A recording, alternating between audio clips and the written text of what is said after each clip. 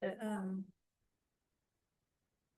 right, good afternoon, everyone. As I mentioned this morning during the regular meeting, there is a sales tax initiative that will be on the ballot this November here in El Dorado County that will be supporting, that proposed to support a number of different things within public safety and hospital upgrades in El Dorado County. And Maya Schneider from Marshall Medical has been part and kind of leading the effort to put this initiative together, and she has been reaching out to a number of the partners, including fire districts and others who are part of the initiative. And so she's come to the Fire Safe Council, wants to give a presentation on what the initiative is, and it's really an opportunity for us as Fire Safe Councils to ask questions as direct or whatever we need to get the information we need and what it does mean or doesn't mean for us. And there are asks associated with it. And as I mentioned this morning, these are things that we as individual Fire Safe Council members have to weigh in and make that decision ultimately as to whether that's something that we want to do. And again, as I pointed out this morning, we have a policy within the Fire Safe Council about how we engage in these kinds of initiatives. We've always been very careful over the years not to engage in political campaigns and necessarily take sides on issues, because we are the trusted voice for our communities, and we don't want to get caught up in areas that are contentious and lose that public trust of our community members. But this is an important process to consider. Obviously, there's pros and cons with everything, but there is potentially, funding opportunities for the Fire Safe Council. And so this is at the time for Maya to make her presentation, and then obviously a great opportunity to ask all the questions that we need. So that, Maya, I'm going to forward to you. Thank you so much, Ken. Thank you, everybody. I really appreciate your time today. So as Ken mentioned, I'm with Marshall. I'm their Executive Director of Business and Strategy. And it might be helpful before I run through the slides to kind of give you a little background and context on the genesis of this initiative. So going way back in the Wayback Machine, back to 1994, after the Northbridge earthquake, the California legislature passed Senate Bill 1953, otherwise known as the Alquist Act, that required that hospitals in California not only be the last building standing in the event of a major earthquake, but actually withstand extraordinary pressure. And while hospitals have always been built to the highest standard, what we saw in Southern California in 1994 demonstrated that that standard was not high enough. Unfortunately, that mandate came without any dollars associated with it. Surprise. And so since 1994, hospitals, primarily through the California Hospital Association, have been trying to get amendments to the legislation passed that would modify and to recognize the different kinds of structures in the different seismic zones in California, so that not everybody was held to the same standard. And we've been able to negotiate a few extensions to the law, but never actually been able to ameliorate it. And in fact, those extensions have only meant that the requirements of the mandate have only gotten stronger. So the deadline now to meet the seismic mandate is 2030.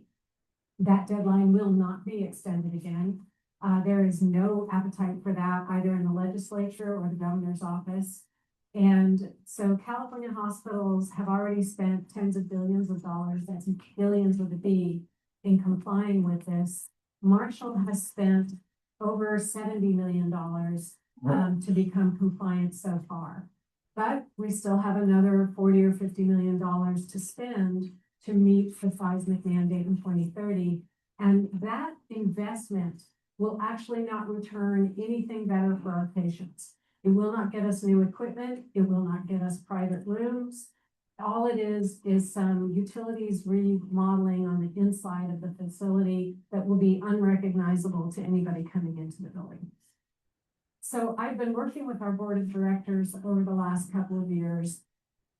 And I want to point out too that we were really shaken by the Paradise Fire and saw our colleagues and friends at the hospital there evacuating patients from the hospital in the back of their own vehicles. And it really put us on edge, because if you've ever visited Marshall and Placerville, you'll see that we are situated much the same, in the middle of a ravine, in fact, steep ravine, Cedar Ravine. And we're as concerned, or not more concerned, with fire danger than we are actually around seismic activity. So we have been working for the last couple of years to find the right funding mechanism to take care of this mandate. But we've identified over $200 million worth of capital projects campus-wide that we would really like to do to keep Marshall competitive, to keep Marshall strong, and to ensure future generations can access care. So we've got this sort of huge funding nugget. We don't have any new revenue streams coming in, and there's no funding coming from the state of California. So we decided to take a look at asking our community to come back together like they did back in the 1950s as a sort of a barn raiser. Marshall was built, like so many hospitals in the United States, after World War II, using Hill-Burton federal dollars, leveraged or matched by community dollars to build their hospital. And almost every community hospital in California was built with Hill-Burton dollars in the mid-century. That's coming up on 80 years ago for many hospitals. Marshall's campuses range in age from 30 to 50 to 70 years in age. So our community came together and raised what is the equivalent in today's dollars of $125 million. Michigan Lumber donated the land. Our community raised $412,000. If you bring that forward to today, the value of that is $125 million, and Marshall was born. So we wanted to take a look at how we could engage our community at that level of support again. And philanthropy is really not possible at that dollar amount in El Dorado County. There's just not the capacity for it locally. So we decided to put out a poll of local voters to see if there was room, capacity in people's hearts and minds for a tax to benefit healthcare. So our first poll was last May, and we asked what kind of tax you might be interested in supporting, for what dollar amount, for what services, and what are your priorities. But keeping in mind the Paradise Fire, we also added a question about just what are your priorities in general? Is it fire safety? Is it schools? Is it the economy? Is it housing? What are the things that you as an El Dorado County resident are most concerned about?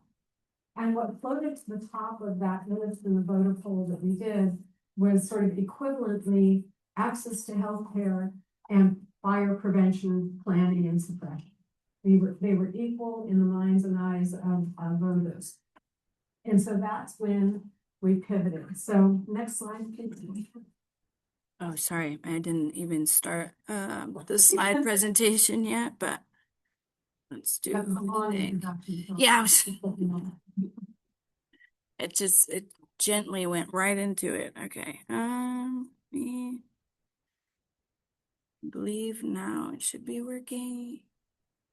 So actually, that's a great slide to start. Thank you. Perfect. So what we came up with after meeting initially with Chiefs Cordero and Lilienthal from El Dorado Hills, and sort of collaborating with them on what could this look like if we did this county-wide? What would this look like if we did this with all of the fire districts? And so over the course of a few months, last summer and fall, we hammered out the proposed initiative. And it would be for a 3/8 cent sales tax increase countywide with a 30-year sunset and citizens oversight.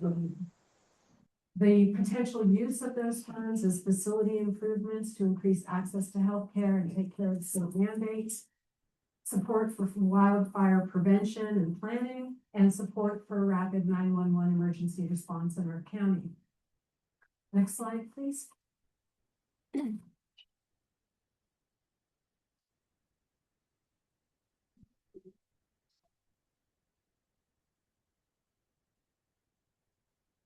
So we determined that the best route to take this to the voters would be via a citizens initiative. We essentially had two options. We could go to the Board of Supervisors and ask them to support and endorse and put on the ballot a sales tax measure. Or we could go directly to the citizens and gather signatures in support of such a measure and then do this by direct initiative. And the reason we chose that second option, a citizens initiative, is actually multifactorial. First, it allowed us as a coalition to draft the language of the bill. It allowed us to control the type of funds, how they were used, and how they're allocated. And it ensures that those funds cannot be clawed back by the county or by the state. The funds have to be used in a manner explicitly laid out in the ballot language, because that ballot language, if the voters pass it this fall, becomes law. And the only way to change it in the future is to have the voters change it in the future. So the county can't take those funds back. But because it's a citizens initiative, excuse me, it has to be countywide. So we can't carve out a district or create a new CSD. It has to be countywide, and the tax has to be assessed countywide. So why a sales tax? Well, one, the polling that we did clearly shows that that's preferred over any kind of parcel tax or real estate tax.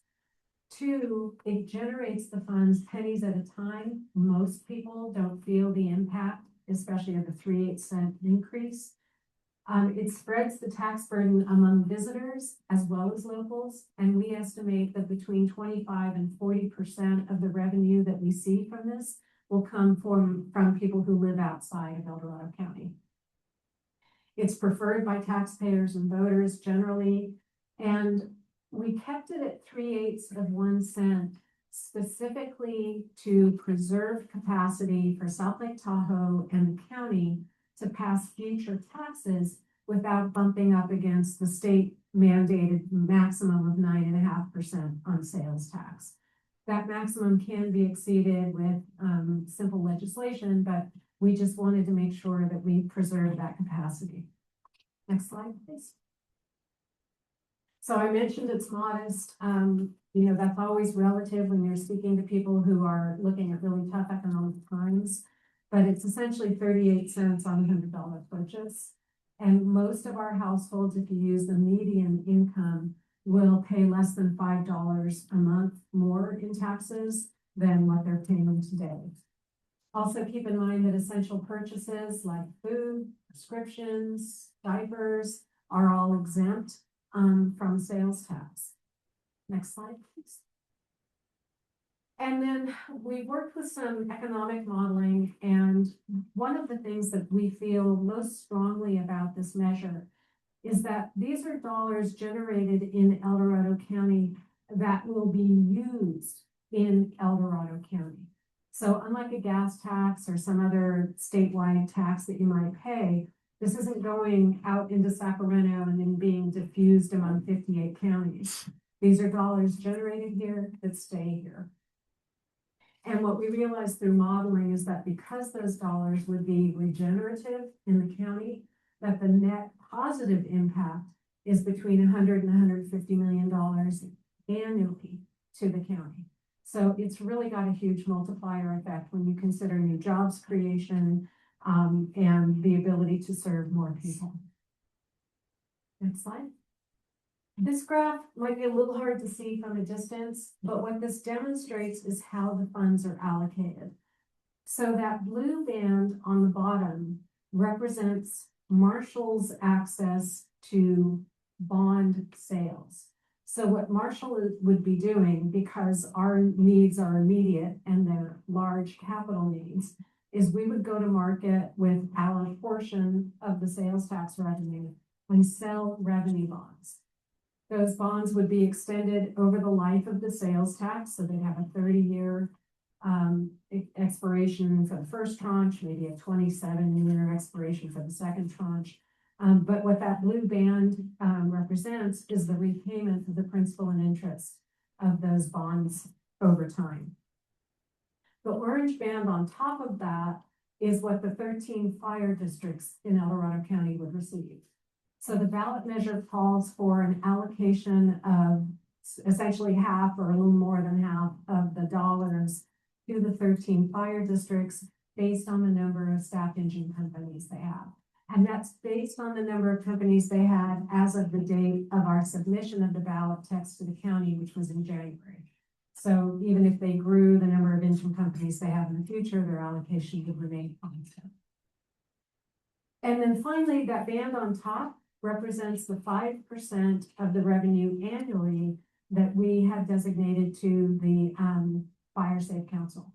And what our hope is that the El Dorado Fire Safe Council would essentially become the de facto granting agency, would accept that money and then distribute it back out to the community, to the individual fire safe councils, and entities like that for fire prevention. Next slide. So this shows the projected revenue for Fire Safe Council over the 30 years would be over $30 million. And keep in mind, it's a smaller amount in the first year. That amount grows over time as the sales tax revenue increases over time. But a thing I want to reassure you about is that when we first did the tax modeling, and Tim might remember this, our tax consultants came in with some pretty rosy forecasts. And we pushed back and said, no. We want a conservative estimate. We want you to go back and consider the Great Recession in the early aughts. We want you to consider the current economic downturn in El Dorado County and what our future planning looks like. So we came up with what we think is a conservative estimate of future sales tax. We honestly, our tax consultants kind of push back on us because they think it's going to be much larger than that, but we didn't want to put that down on paper. Thank you. So what we did over the summer was to sort of hammer out the language of the ballot that we would propose. And then we tested that ballot language again in December.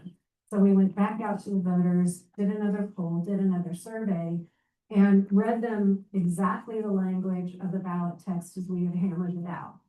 And if you've ever been surveyed on one of these calls, not necessarily ours, but any, you'll find a familiar pattern, which is that we read the text sort of cold, without context, and we just ask whether or not you support it. And then we read you arguments in favor, and then we test again. And then we read you arguments in opposition and test a final time.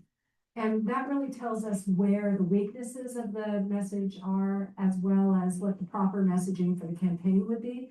But it also gives us a realistic check into whether or not we think we actually have a going concern. Jessica? So after our December poll, and after we had asked all three times, we had voter polling support of over 53%. And keep in mind that a citizens initiative is just a simple majority passage, 50% plus one. So we felt we had a strong head start if we kept our messaging strong when we actually get to a campaign and stay on message, that we had a good chance of passage. A lot can change in a year, we didn't expect that we would be at war. And so that can change things, but we will continue to push forward. Next slide, please. So from a timeline perspective, well, I mentioned this, we started this years ago, but we actually submitted the ballot language to the county in January, and then started our petition gathering, signatures, canvassing in February. We have until the end of May to gather the signatures that we need to put this on the ballot. We need something south of 8,000 legitimate valid signatures to put it on the ballot, but we're shooting for 15,000 signatures to make sure we have margin bear, that we're protecting ourselves against duplicate signatures or bad signatures or bad petition forms. And we are very actively gathering those signatures right now. Once we get those back and we've validated them ourselves, and PS, we're validating as we go along. We're not just waiting until we give them to the county. We'll submit them to the county. The county has a review period to validate them. And then it goes to the Board of Supervisors. This is a ministerial action for the Board of Supervisors to put it on the November ballot. They don't actually have an option to vote no on it. They can do one of two things. They can move to immediately put it on the ballot, or they can take a review period to review the language. But once they've done that, they don't really have an option. It has to go on the ballot. And that's California Supreme Court has upheld that. And then we'd be shooting for a November election for this. So it would be on your general ballot in November, and lots of campaigning that would kick off the end of July or the beginning of August through the end of the year. If you've heard anything about El Dorado Ready on social media, you may sort of wonder, well, why aren't we campaigning right now? It's early to be campaigning right now. Voters get burned out, but it costs a lot of money. And if you look at all of the statewide ballot initiatives that are underway right now, none of them are campaigning. It wouldn't make sense to start campaigning now. So next slide, please. I do want to point out that we have a few digital resources. That first one would be really helpful for all of you, I think, is our website, eldoradoready.org. We have the full ballot text on that website. We have an FAQ on the website. And if you care to endorse as an individual, you can do that. And you can also contribute to the campaign on the website. And then we have a social media page on Facebook. It's quiet. We're just kind of putting out little blips into the universe because, as I say, we're not in campaign mode right now. But we do have that page, and I would love it if you visited that page and subscribed or liked or whatever we need to do to get to it. And what does a campaign of this magnitude cost? A lot. So we budgeted $1.6 million to run a successful campaign. Marshall has contributed, in addition to all of the work that was done before we submitted the ballot text, they are contributing $600,000 to help underwrite the cost of the campaign. So I only have $1 million left to raise. And if you know anybody that's got some cash laying around, it would be useful. But if you look at the budget numbers on the screen, you'll see just our petition gathering is $250,000. And then as we look to the campaign and get print materials, social media, and video images out, it all just gets more and more expensive. So raising this money is really critical.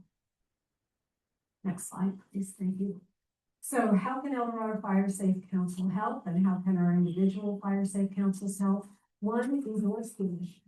It really makes a difference in our small communities, especially when they see names that are familiar to them on the endorsement list. Contribute as you are able to, and volunteer for civic impact. Having petitions signed right now could really use some folks out in the field helping us out with that. And then later, what we're going to be asking for from the Fire Safe Council as we get closer to a campaign is some sort of summary or overview of how the funds will be used, so we can message that to the voters so that they have some trust and some faith in how these dollars would be reinvested in the communities. And then also volunteers as appropriate as you can to get out the vote, letters to the editor, that kind of thing. I think we all know that politics is a blood sport generally, and new taxes are hand-to-hand combat, and nobody walks into this thinking it's going to be fun. But we feel that it's critical. It's critical not just for Marshall, it's critical for fire as well. So I'll take a breath and I'll take any questions anybody may have. No, Maya, thank you for that, first and foremost. Before we dive into questions, and I've certainly got some I want to make sure we get on the table, but just as a reminder for where we sit as fire safe councils, both the El Dorado County Fire Safe Council and associate councils. Council bylaws, and I'm reading right from the policy. Council bylaws direct us not to take any direct action to influence the election of a candidate for public office.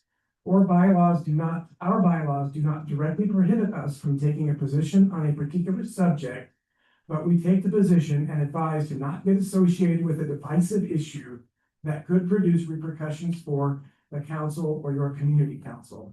An example of such an issue is the tax measure or other issue where controversy was likely and resident support split. In general, it is the perspective of the council in all situations, avoid being politically labeled.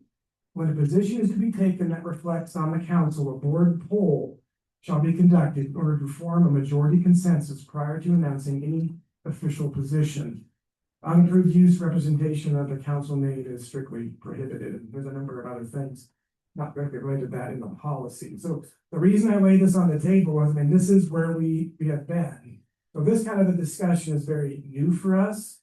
The executive board felt very strongly when approached by Maya and the team that it wasn't something we felt should be made either as a recommendation or even a decision at that level. This was something that I think the entire board needed to hear about, discuss. I mean, our policies are clear, but as it says in the second paragraph, if it's going to be something that appears to be challenging, that it's really up to a poll of the entire body to have that discussion and decision. And because this potentially, it looks at potential funding source for the council. Again, it was something that I certainly as the chair didn't want to say, we're not interested in that. Here's what our policy says and move on. It really felt that the entire board needed to have that and look at that. So that's the lens by which we have gone into this. And again, wanted Maya to provide the background so you could all have an informed discussion. And the plan is to bring this before the full board in April, because obviously they've got some time constraints. So we really want to make sure folks have all of that information. And I think I heard, clearly from Maya, the asks are endorsement, the asks are staffing to help acquire signatures, and then obviously whether it's volunteerism or funding to help be part of the outreach and campaign piece. So I think it all comes down to, I don't know of anything in politics, having experienced it personally, that isn't ugly, as Maya said. So it's just something that we would, where do we want to be, knowing that we are the trusted voice and want to be careful there. So with that, I put that out there, and then I think there's questions and folks need to weigh in and just fire away. If not, I've got some.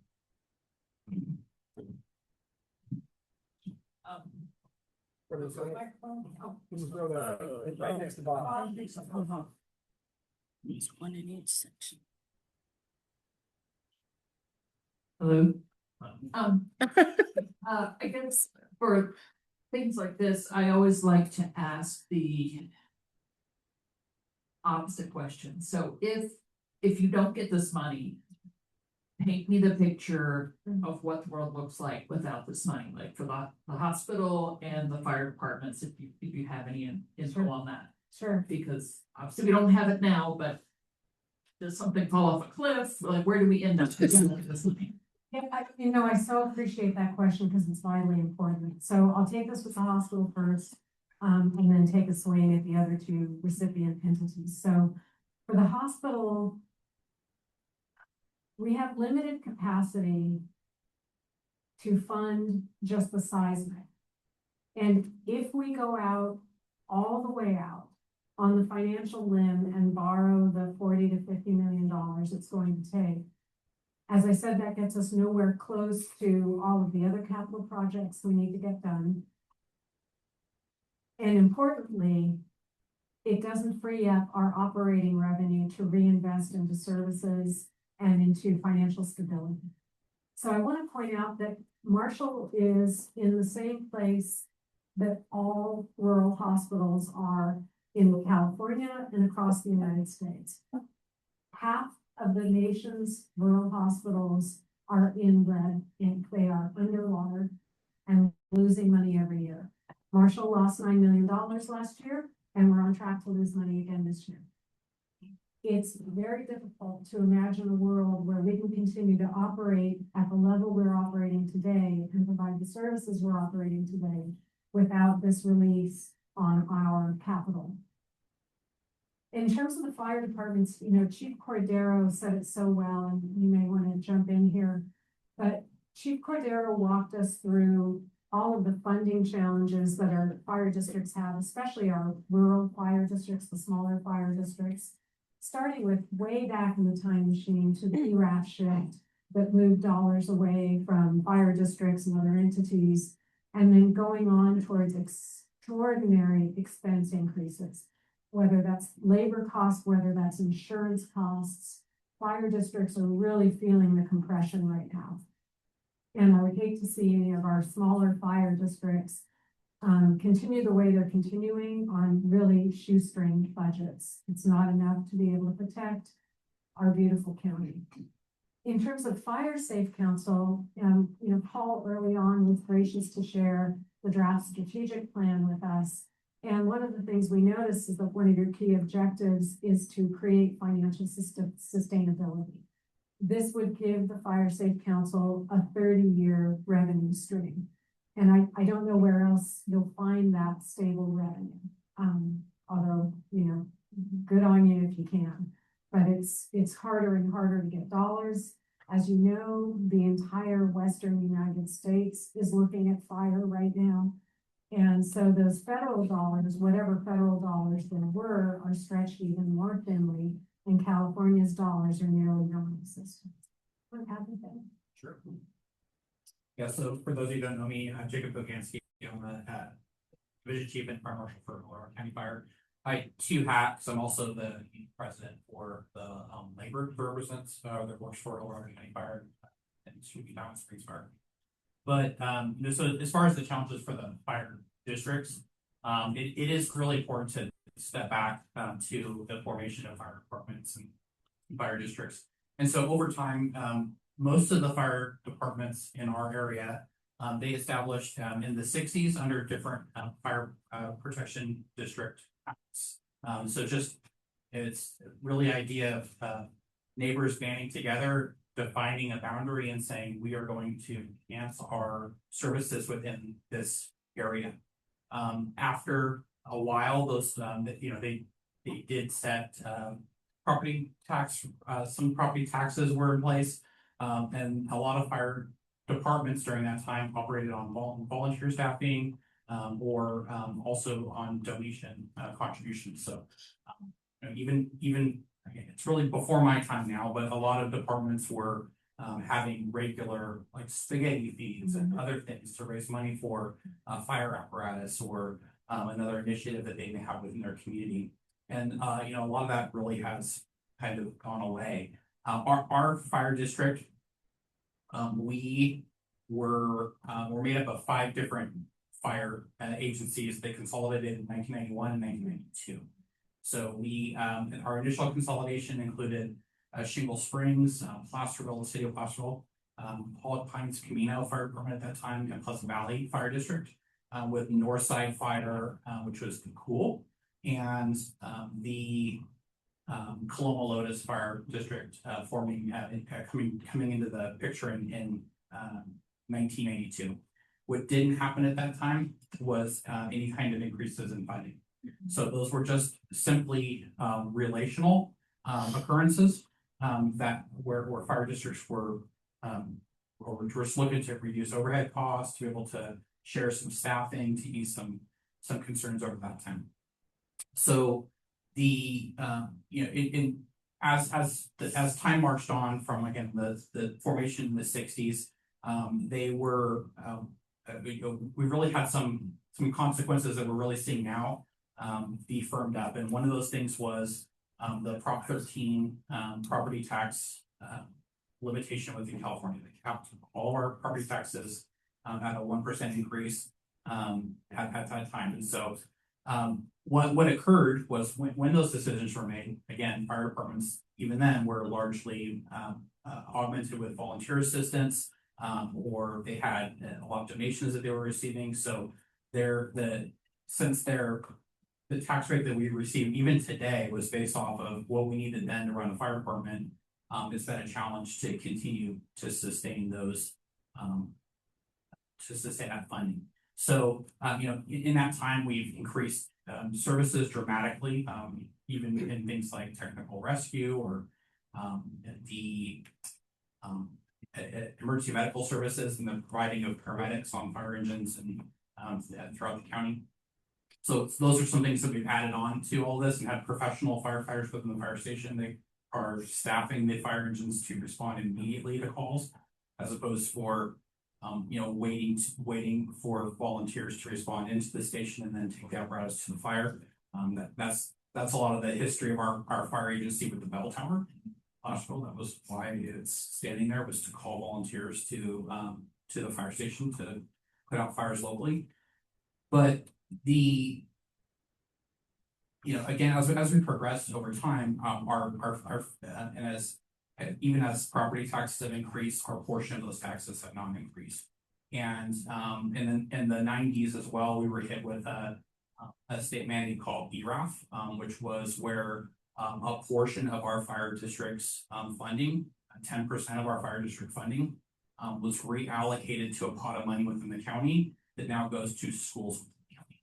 And so that was because at the time the state was not able to fund their obligations to schools. So they said, we're just gonna lean on states and counties and special districts to supply the money that we should be supplying to those entities. Shortly after that occurred, they did realize, hey, this is a real impact on public safety. So they had a voter-led initiative called Proposition 172 that added a 0.5-cent sales tax statewide to provide funding for public safety. In that proposition language, it said that the funding would, again, it's based off of what's generated locally and is allocated locally to the area. But the text specifically said that money goes to cities and counties. It didn't say special districts or fire protection districts. So our county has not given a portion of that to fire districts. That's been a long-standing tradition. They never have. Some other counties have chosen to augment fire services in that way, but it's not something that we get a relief from that impact over. So what did we do when we got that 10% really cut in our funding? Is we stopped saving for things like fire apparatus replacement or facilities. And so like where we are now, all of our facilities, we only have one station that is under 15 years old. And the overwhelming majority of our stations are between 40 and 70 years old. And our ability to even just largely overhaul those facilities so that they meet the needs of our firefighters today is very limited. So, if the fire agencies were not able to get funding like this, it would certainly impact things like saving facilities, building facilities for sure. Our fire agency, we met about a week ago to discuss if we were to receive this funding, how would we apply that so that we can assure that our messaging to the community, that we have a thought out message on how you can hold us accountable to how we said we're going to spend the money. And we talked about topics like staffing and pay and benefits for our firefighters. Our firefighters are between 20 and 26% below market in our area. So that really affects our ability to retain good firefighters. We have a pretty constant revolving door of firefighters out, which increases our unfunded pension costs, the whole thing associated with that.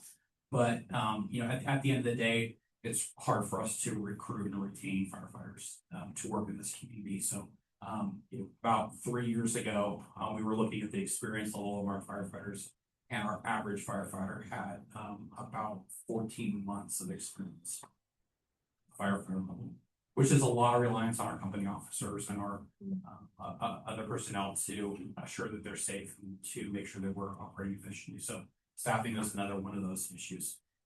We have one fire engine that still only has 2 personnel assigned to it, where the really overwhelming majority of the nation has determined that we need to have 3 or more firefighters on the fire engine for it to be effective. Can I add a note to that? So I mentioned earlier, there are 13 fire districts. Each one of those districts will determine how they use their portion of the funds based on their district's priorities. So county fire, these are great examples, but that's not how every one of the 13 districts will use their funds. And so we'll have all of that information out to the voters by the time we get there this fall. If I could maybe say right to that, just because this is an important piece while we're talking about it, I don't want to lose it. So we've raised questions during the process about the ballot language, and this is important. When we looked at the chart, the language is very clear about, obviously, the reason for the initiative, getting the funding to Marshall and the system and how that's going up. The fire districts are named specifically in the ballot initiative. What's an important piece here that I want to make sure some time to understand. The Fire Safe Council is not listed in the ballot initiative. And Mike can explain why, but that's a significant difference, and an important nuance because we're not guaranteed to get the money. And obviously the intent is there, and it's been amazing, outreach, discussion, from Maya and the team, but it is a significant risk. And there are other entities out and around the county that are involved in disaster and wildfire mitigation. So I don't want to cut you off, Jacob, but I really want to make sure that the folks that you're taking get maybe a little more understanding of how the money's coming in, because this isn't the county. The county by law has to collect the money from the state, but the county's not getting anything for the money. They just, as a process by law, they have to allocate it back out. And there's concerns raised about how does the county allocate, what process are they going to do? So maybe I could. Yeah. And I don't want to you gave me the microphone just because I want to make sure we get this part out before we. Absolutely, Ken. Great point. So by law, you cannot name a private 501c3 as a recipient of a tax in the ballot initiative. Marshall is not named in the initiative for the same reason Fire Safe Council is not named in the initiative. So rather than naming, we have described. So we literally took your mission from your website and made that the definition of the agency that would receive these funds. We've also met with county staff and had several conversations with them about our intent for the use of dollars. And I think their structure is to get an RFP for the dollars, and you would be eligible. And at least in the conversations that I've had, you were top of mind for those dollars. But we can't name Fire Safe Council. We can only describe it. So I'll go ahead and just from the county side, just elaborate on that from the county. So the county will be managing the fund of these revenues. And yes, the Fire Safe Council is described in here, and I would like to just read it to you just so you know how it's described. 5% of the total revenue in the fund calculated before the appropriation in subsection C shall be allocated to local nonprofit organizations located and operating in the county. And it goes on to say, to educate local homeowners and property owners on reducing the risk of wildfire and protecting their homes and properties from wildfire through vegetation management, maintaining defensible spaces around property, home hardening, planning and preparing for evacuations, implementing early emergency alerts and communications, and other proven strategies to reduce wildfire risk, protect property, and reduce the loss of life from wildfires. So, as we all know, the Fire Safe Council definitely falls within this, but the county will not be able to just guarantee this money to the Fire Safe Councils. There will be an open bidding process because there is, as we know, other nonprofits in the county that do the same kind of work. And so they will also be eligible to receive the funds from the county. And the county does get a very small portion of this. It's to cover their direct costs of administering the funds. But there's no other funds allocated to the county. I preempted you, sorry. No, that's okay. No, I just had a couple questions about, I want to talk specifically about Marshall, Okay. okay? What did, this bill was passed back in, what was it, 94. yeah. after the Lower Brigade. Northridge. Northridge, excuse me. So I get my days mixed up because I was part of the group, Right. so I can't remember. But yeah, I'm old, that's okay. That's okay. So when the bill was passed, we've had X number of years to Yeah. comply. Yeah. Why, okay, if I'm sitting where Marshall is, and this is just me, and I'm not. Yeah. There. There's several options. One, what have you done up to this point? And second of all, what about consolidation? I mean, have you talked to Davis and said, maybe we could consolidate with Davis and they would help us do some of that kind of stuff? What's going on with Marshall Hospital in those arenas? Because the reason I ask this, because for this bill, to me, as a voter, what I want to see a 5 or 10 year plan that says if we get the money, these are the things Yep. we're gonna do. Yep. Whether it be the fire department or whether it be Marshall, I want to see that and I want some kind of guarantee that you're gonna stick with that. And I'm tired of raising my taxes and say we're gonna go here and it never goes there. I hear you. So that, and I don't think I'm the only person in the county that feels that. No, so legit. So I'm capturing three things here. What has Marshall done already? What are their planned uses for the dollars in the future? Did I miss something? I counted three. So, let me back up a little bit. So yes, Marshall has addressed this. I mentioned at the top, but I only mentioned it once, that we've already invested $70 million. That was to build the newest wing at Marshall. So if you've been to our campus anytime in the last 10 years, the newest building is the building that houses our cafeteria and our ICU and our Women and Family Center. That's all brand new construction, and the only reason we built that was to comply with SB 1953. We've also invested millions of dollars in making sure that our hospital met the 2020 safe and standing requirement. So what that requirement required was a lot of infrastructure reinforcement to make sure that our building did not fall down on our patients or on our staff. So we've spent additional millions of dollars doing that. The next phase of Senate Bill 1953, All-Quist Act, actually requires that hospitals have 3 days operational capacity after a major event that would sever the roads and turn off the town. So essentially that means 3 days of fuels and generator, 3 days of oxygen, 3 days of food, 3 days of waste disposal, 3 days of on-site sewage retention, 3 days of being able to operate as a fully functional hospital, not just core services, but everything we do in the hospital as an island without any utility support from the city or the county. That is a new requirement that came out of the last extension that was approved. Okay, I guess my question is, is that just a state requirement or is that the 101 life safety requirement? That's a state requirement out of SB 1953. Okay, so there's been that, and then I'm sure there's been additions to 101 life safety if you're gonna get Medicare. Yeah, so as I mentioned, we identified around $200 million worth of projects we would like to do. If this tax passes, it would give us borrowing capacity for 125 million. So that 125 million allows us to meet the state mandate for seismic.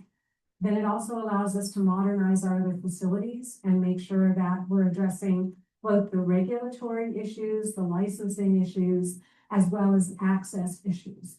We still have services that are impacted and patients aren't able to get in. We need to be able to open the aperture on the services so that patients can access the services.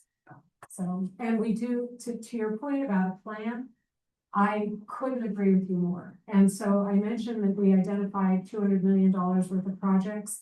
This summer, as all of the fire districts are identifying their top priorities, my chief executive team is going to be convening over a series of workshops to identify exactly how we will spend that $125 million.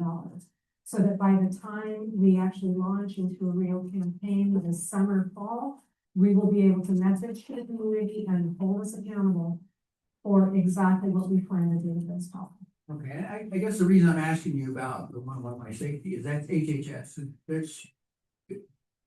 I'm sure you must have gone to the feds and said, hey, is there some money to help us here? And So- what happened? Yeah, so there's two kind of different tranches of dollars available. The state of California, when it was feeling flush a couple of years ago, put aside $50 million for the rural hospitals. That $50 million would only buy Marshalls, and there are dozens of hospitals that qualify for that.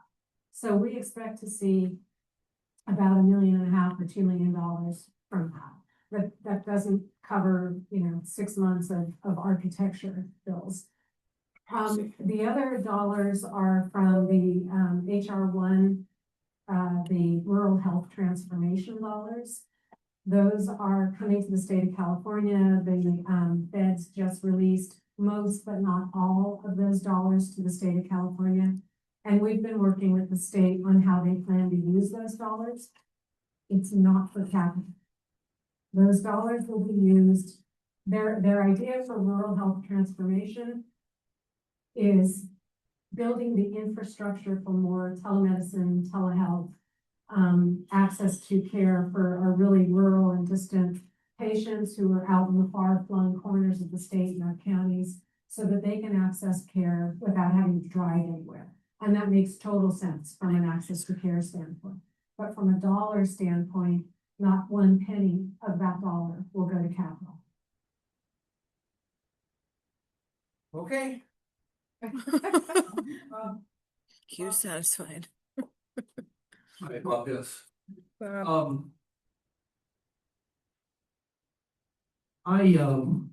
give talks all over the county related to emergency alerts, emergency communication, defensible space, and so on.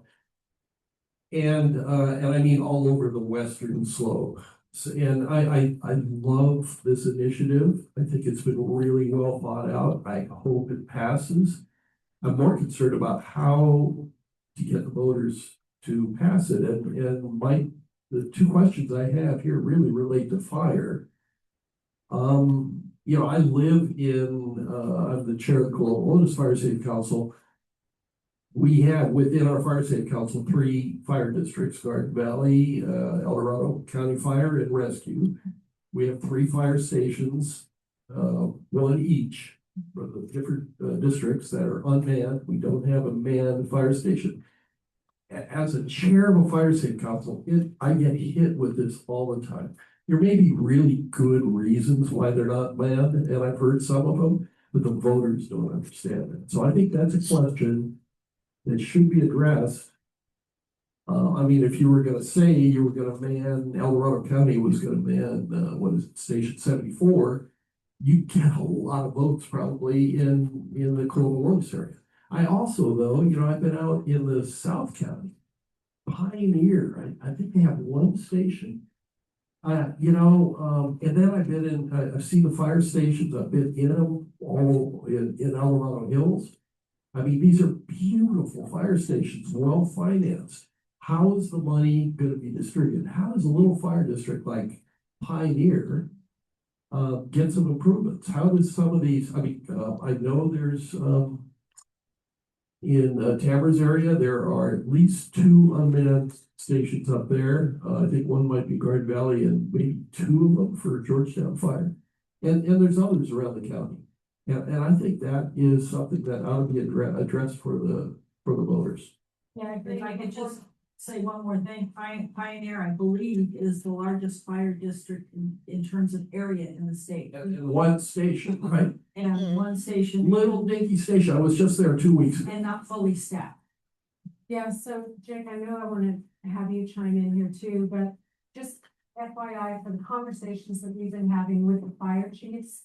So I mentioned originally that we were working with Chiefs Lilienthal and Cordero. We expanded that out to the 13 fire chiefs of El Dorado County and had a conversation with them.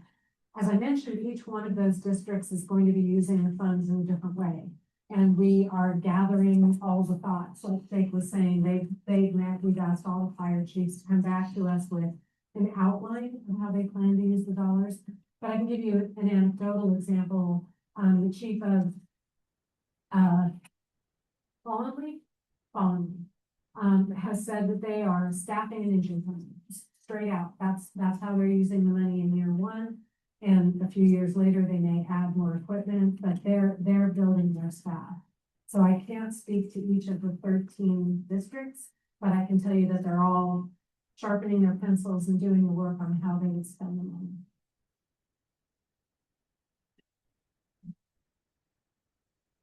Yeah, and that's, again, every fire district's needs are to their area. One thing to point out with this measure is that, if each individual agency were to go to their taxpayers to derive the funding that we anticipate seeing from, this, 3 cents sales tax, some of these, fire districts would have to pass, a tremendous assessment on their own residents to get that money. And I wish you had that slide to put up there, but, Oh, the equivalent? yeah, Yeah. so the Ready Colorado, they do have a slide that shows that. And I think that's very powerful for those small agencies that are struggling to get funding. I always look at, agencies like our own who have consolidated a long time ago. It didn't make us a more financially sustainable or robust organization. It just brought all of our problems together. Right, so we still have very, with the exception of like the city of Placerville and now coming into the folds, Benton Springs, most of our fire stations are still rurally set.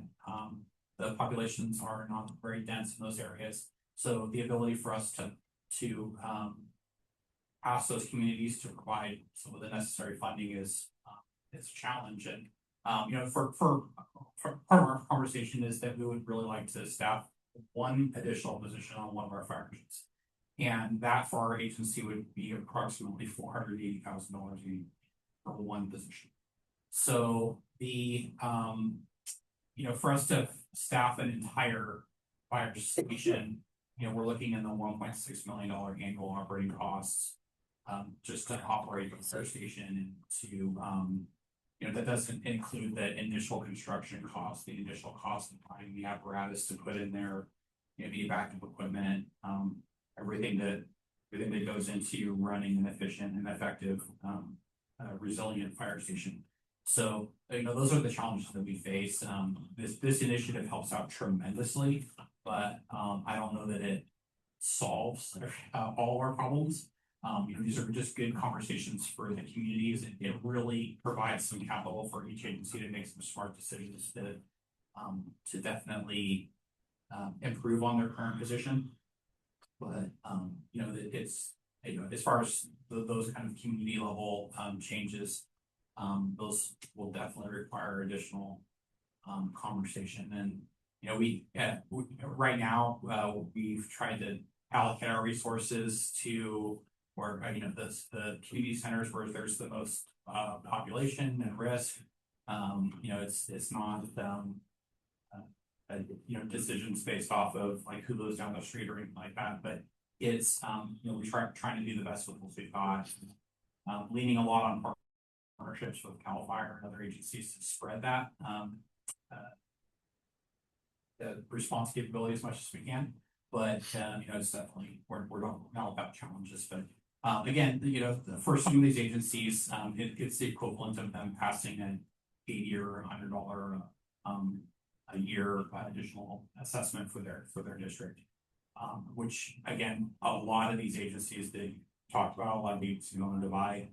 Like my in-laws that live in Garden Valley Fire, they I believe put forward like 3 tax measures over the last 10 years to try to keep staffing, and for the last 4 or 5 years they've had one person working out of that fire station at any given time because they weren't able to get those assessments passed. So that's the reality out there, is it's very difficult for agencies to even go out and ask for what they need and be successful in that. Well, and part of that's because they have to be the 2/3 threshold in order to pass those taxes. And those fire districts don't have the ability to ask for a sales tax. The only tax they can ask for is the property tax, and per capita, those tend to be much more expensive. I want to drive to your original question though about how are we going to get the voters to vote for this? we're not in campaign mode right now. And so it's really difficult to say, oh, you know, why we're not saying the things we need to be saying out in the community. No, because it's not time yet.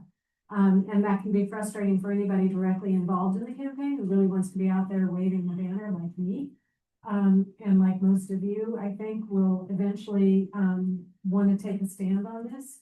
It's just not the time to be out campaigning. But what it is time to do is build the infrastructure we need, get the petitions that we need signed, and start building our responses to those questions. When I'm standing in a room full of experts, it's hard to talk about messaging because what we're going to be doing is actually following what the voters tell us. So we'll survey again this summer before we actually launch a campaign. And we will determine which messages resonate the loudest with the voters. And those are the messages we're going to be using in the campaign. So even though each of you have very informed ideas about what the messaging will be, and we want to hear your ideas, we also have to go where the voters are going. So we will be completely transparent about the use of funds for the 13 fire districts, like for Fire Safe Council, for Marshall. But we also have to go where the campaign messaging takes us. Yeah. One more question. Okay, so back to the point I made and gave the example of Pioneer Fire, which is nowhere near where I live, but I really feel for that fire district. What to turn and compared to El Dorado Hills.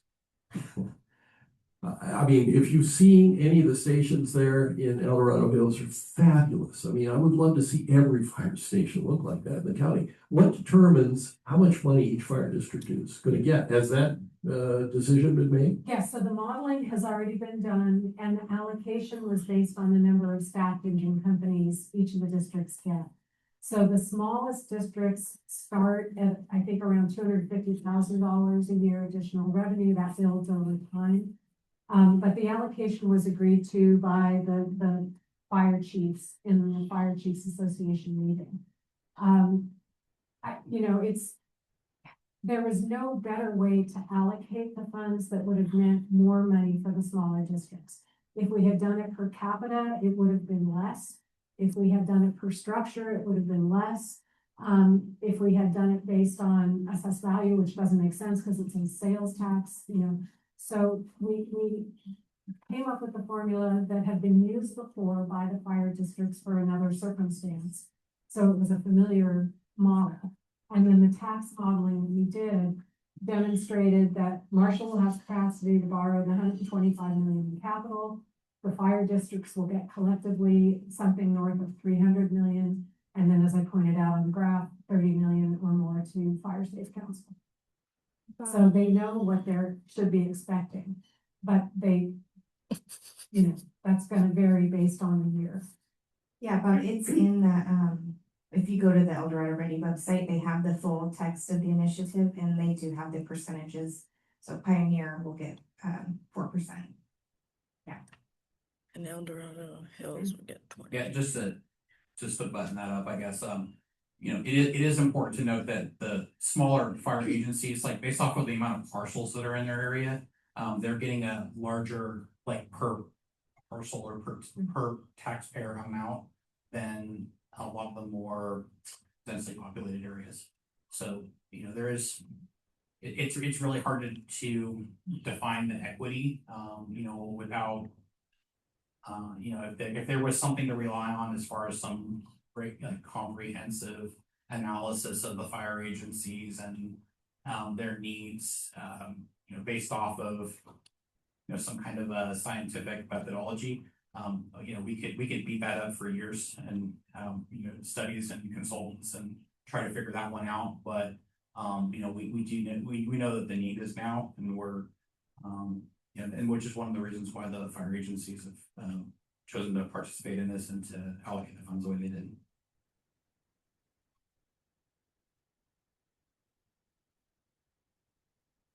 I've stunned them into silence. I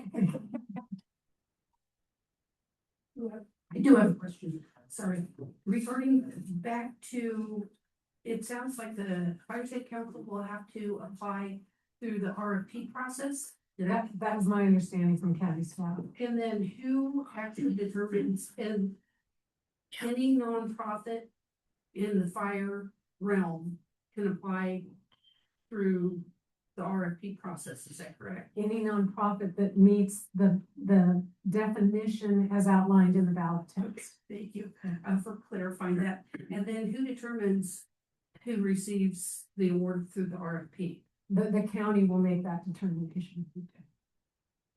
Thank you. Which is, this is Janet, which is why it has to be a very clear, open, and, public, process.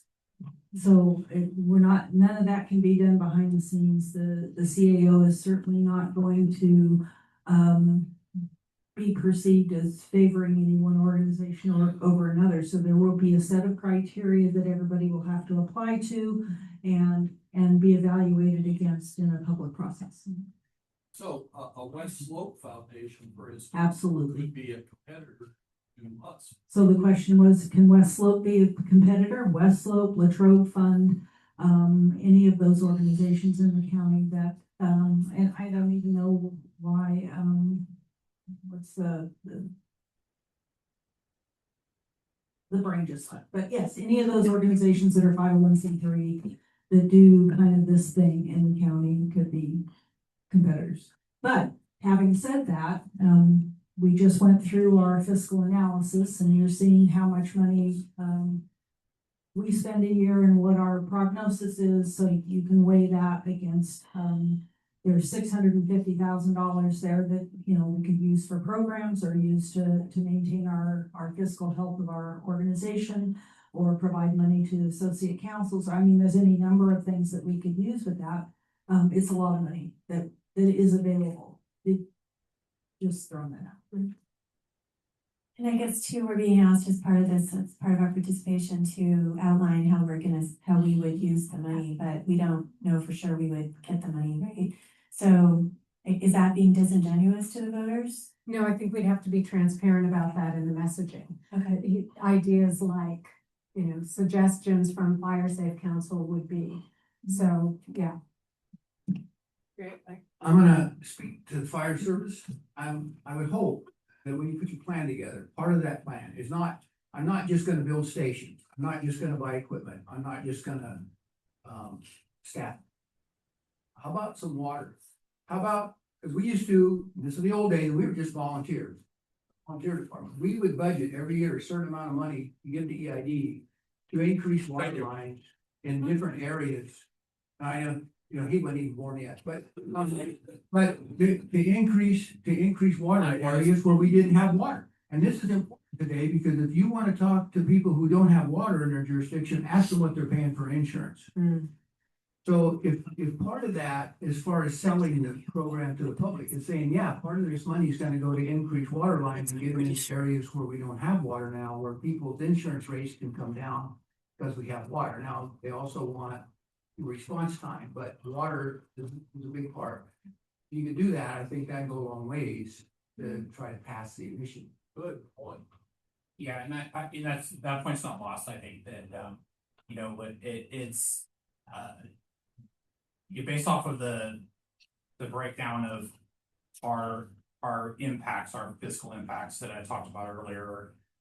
You know, a lot of those programs really fell by the wayside because it got to the point of where we just need to be spending our funding on essential things to keeping our doors open, keeping the fire, every time the door goes up, the fire engine goes down the road. That's our goal. We've had discussions about, even, additional like water tenders and equipment. That's something where it's a lower one-time cost for us generally. But you know, as far as working with the water agency to increase that, that's not really a conversation that we've had, to be frank. The water district is funded a lot differently than we are as far as their ability to assess fees and to allow their ratepayers to fund projects within their areas. But they're not unlike you know, the fire district in that makeup as well. We're all serving just different communities. So that's definitely a conversation to have, is just to my knowledge, hasn't been a conversation at this point. Yeah, it just seems very logical to me to say, and we used to do it, and nothing, I mean, all that hasn't changed that much. I mean, we budget every year. Yeah, we budget in our budget. County fire was now county fire, was Placerville. We budget every year X amount of dollars for increased water. Now, I realize the cost is way more than it was, but we worked with EID and we would give them X amount of dollars and they would, over the next year, they would get water lines extended out to some of the areas that we didn't have. And so I don't know that maybe something's changed and you can't do that anymore. I don't know, but it makes sense to me to try and do that to help people who are paying exorbitant rates for insurance because they don't have water. Yeah, and we are committing to trying to expand the water system as much as we can where it makes sense. So obviously any kind of development that occurs, requiring water in those developments, even people who are close enough to a EID resource or other municipal water supply, through the planning processes, we're requiring them to connect. And so oftentimes they're installing a fire hydrant on a ward or street where none existed previously. So that definitely occurs a little bit organically, but that's being a really, it's a cost being borne by the developer at that point, the developer of a single family property or the developer of a planned community. So that makes sense for new construction. But you got a ton of areas where you have existing construction, that don't have the water. So, I mean, that's all. I'm just trying to get votes for you. That's all I'm trying to do. No, and I appreciate it. Outside of this conversation, I'll commit to having a discussion with the water agency and seeing what's possible. There, if they would give us some kind of offer on whether or not they would spend money in that purpose if we gave them that money. So that's the same with the question. But as far as this measure or this sales tax initiative goes, it hasn't been part of our conversation. Just be transparent about that. I agree with your, like, how do we get votes? Because I mean, insurance is what people's the most concerned about. So if there's things that the fire departments can commit to that would possibly help lower people's insurance, that will, I think, to both of your points, that will help a lot. I mean, I live in Garden Valley Fire District and was involved, I wasn't involved, but the last time we tried to pass a parcel tax up there, and people didn't care about a new fancy fire engine. In fact, I had people tell me, like, they could use the old one. Why do they need a new fancy fire engine? And, they thought 2 people on an engine was fine. Why do we need 3? We've been fine so far. So, I just don't know that those arguments sway people because they're like, why do you need all this new shiny stuff? You don't, And I know that that's not what you're doing, but that's the way people perceive. That's what I heard in Garden Valley at least. Coming from people who don't have 2 front teeth. So seriously. So they don't care about preventative maintenance, clearly, but you can talk about recorded, but so there's going to be an issue about insurance. So while the campaign cannot promise that this initiative would drive down your insurance costs, what we have seen, and we are taking this model forward in this campaign, are other counties who have passed similar measures and how it has given them leverage to go back to the FAIR plan as well as to private insurance companies and work with them to increase access to insurance and reduce premiums. So there is actually precedent for that. And that is one of the things that we're going to be working on in the course of building this campaign. I think for the fire department's perspective, the insurance is such a moving target. And if we knew there was a formula out there of, we invest so much money and we reduce insurance costs for so many people, we would be all about it. But, we're telling people, or we're trying, we're overseeing or helping with programs where people are doing home hardening or anything like that. And at the end of the day, they end up getting dropped from their policy the very next cycle. Or, we hear all the time from people who call into our office and work in our prevention office. I answer the phone a lot. But they're calling in and they're saying, I live a mile from your station, or I live, well within a 5-mile radius of a fire station. and they're getting canceled, and it's not because of anything that we're doing, so it is such a moving target. I really wish that there was a logical investment in that perspective, but you know, and then, you know, for us to develop criteria on things like expanding infrastructure, it's the same challenges that that we see with administering grant money within the county too. Is where do you put that? Where do you spend that dollar? Which street do you put it on? And that's you know, that's a huge challenge as well. So it's not you know, we're not, you know, deaf to that idea or concept, but it's just a challenge. And right now we're honestly trying to keep the lights on and assure that we have a plan for sustainability of what we're doing now in the future. You know, if we had a catastrophic loss of one of our facilities right now, fire, and not unheard of, but it you know, our ability to even just to cover those costs would be very, very difficult, even over the course of like a 30-year loan. So it's just the challenge that we live in. We're all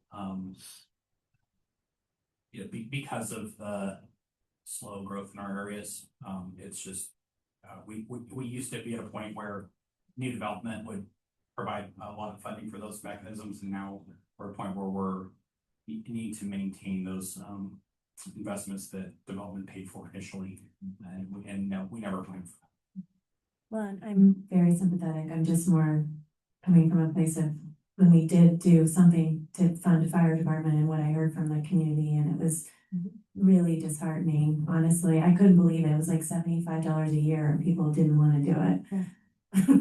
Yeah, so.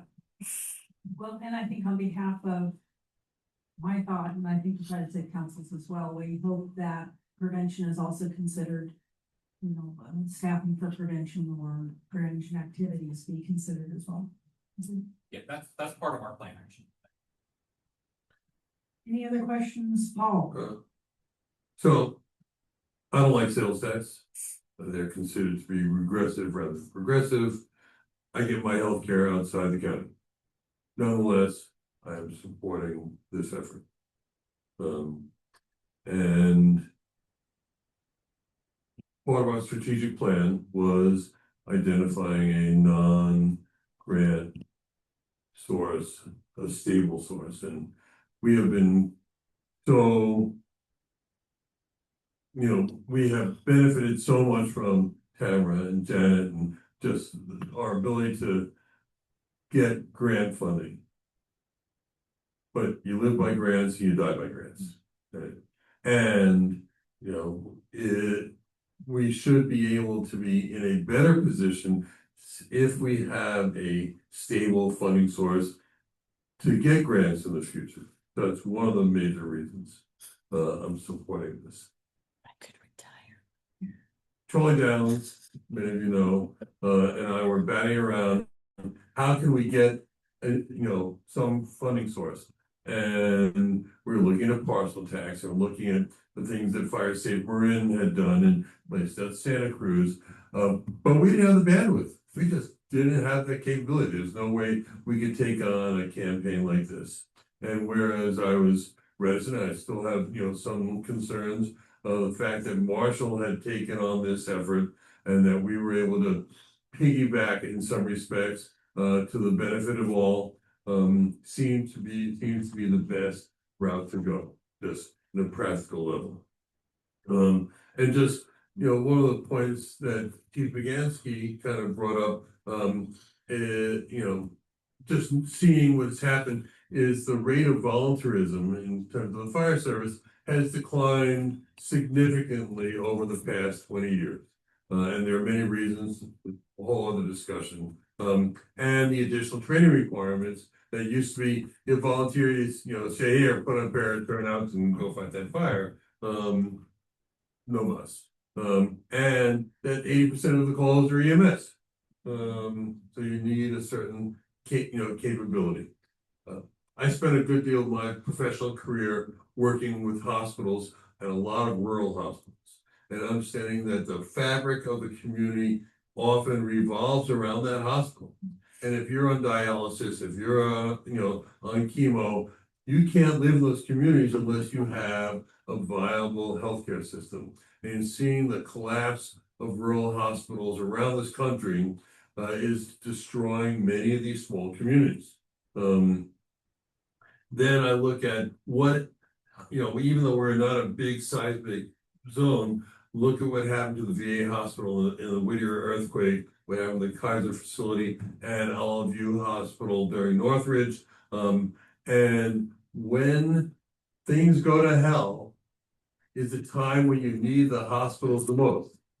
And this kind of like, and having been working in a small healthcare system, you probably never heard of called Kaiser Permanente, when these laws pass, and just looking at what it requires to retrofit these facilities. They were talking about carbon fibers on beam. I mean, it was just insane, and the costs associated with it. And the 96-hour rule, they talk about having, sufficient, being able to be on your own for that long. These are all part of compelling arguments. But as Tara indicated, the compelling arguments that motivate the voters are different than the things we just discussed. And it's important that I think Maya and her group are working on that compelling argument, but I think it's incumbent to help them to identify those things that are compelling enough for people to say yes. So those are just my observations here.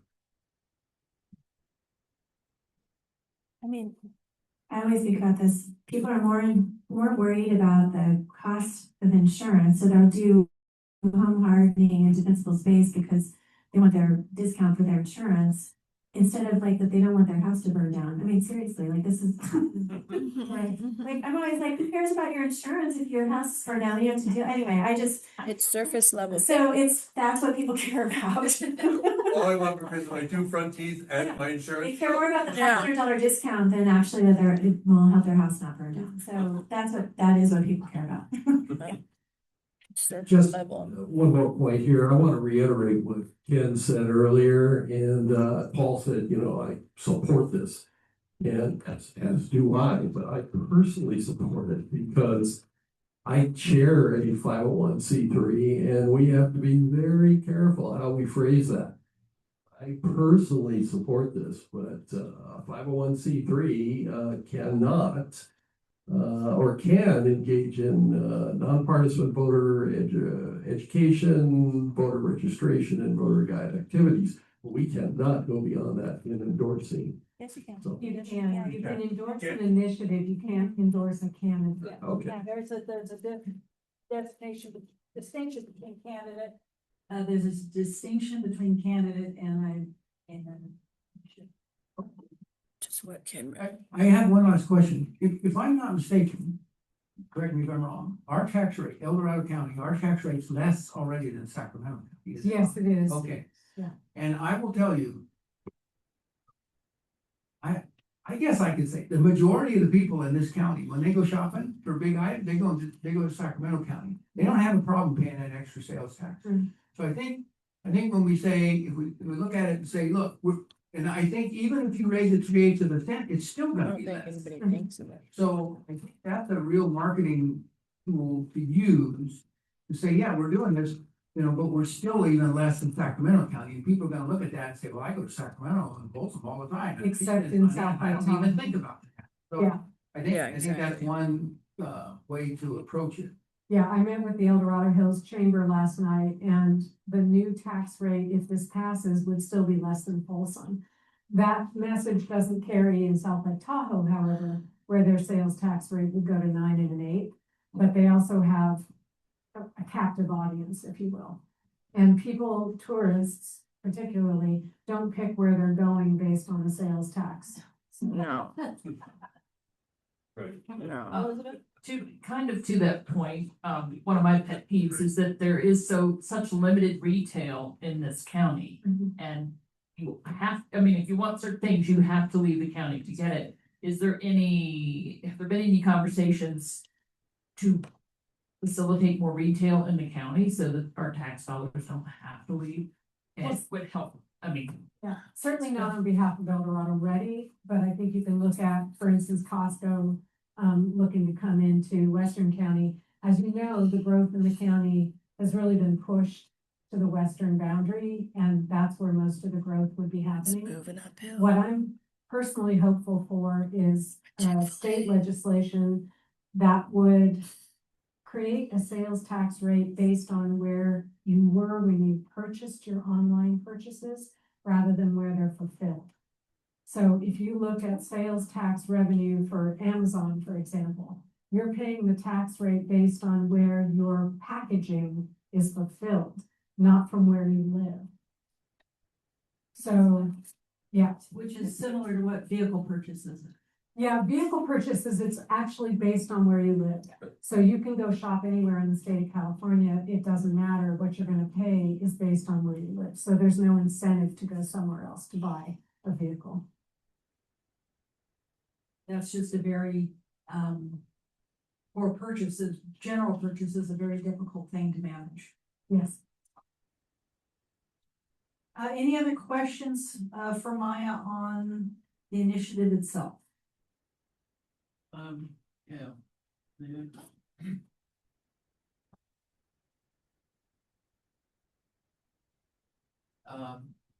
It sounds like you started out talking about Marshall, and that's a hospital. We are also talking about our fire stations, and so we've actually got two major areas that are extremely important, and the do nothing is critical in both cases. In particular, the hospitals, if it's not functional, there's a life and death implication. Similarly with the fire, but even with the fire, you have to have someplace to take the patients. And if the hospital's not functional, that's pretty extreme. And making sure that people recognize the implications of do nothing is very important. And the use of the funds to keep both of those functional is important for everybody to know. I love that observation. And also, I always look at the importance. The number one rule I always used for making decisions was its implication on life. The ability to save a life, to maintain a life, to get a life back into functioning in society again after a crisis. And maybe if you make some of those better known, it would help so. And yeah, in my prior work life, I worried about some extremely large hospitals like Pasadena, Napa State Hospital, etc. Having the ability to keep the services going, and that was number one. And we had 30 days where we had to stay operational with the force closed.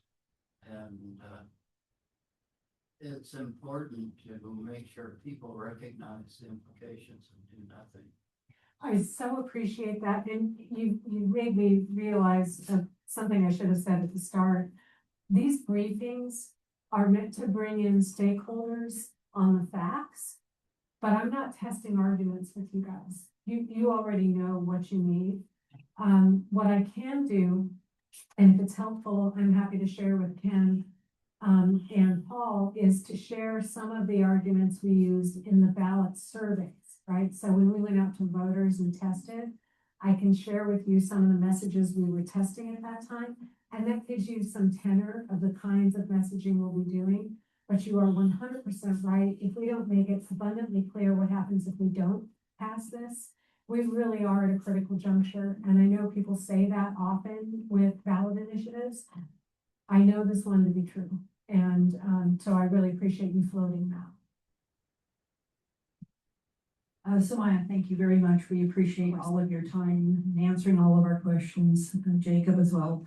You've given us a lot to think about. So just a reminder to everybody, this discussion will be continued at our April board meeting. I'm gonna push this way out. We got at our April board meeting, because per our policy, we don't normally do this. And so if we're going to make a decision on whether we're going to organizationally support something, it will be based on, per our policy, a poll of all of our board members. So this will be the focus of our April board meeting, to discuss where we want to be on this issue and as an organization, whether this is something that we have the political will, so to speak, to address. So thank you for listening to the issues. This is super important to know what it is we're going to be talking about. We appreciate being considered. Wish we could have had our name in there. But we understand, and thank you for bringing up the county's role in this and what their concerns are as we go forward. I think it's good to know what all of the factors are. So thank you for getting the brown bag, and we will talk more. Thank you. Bye bye. Thank you.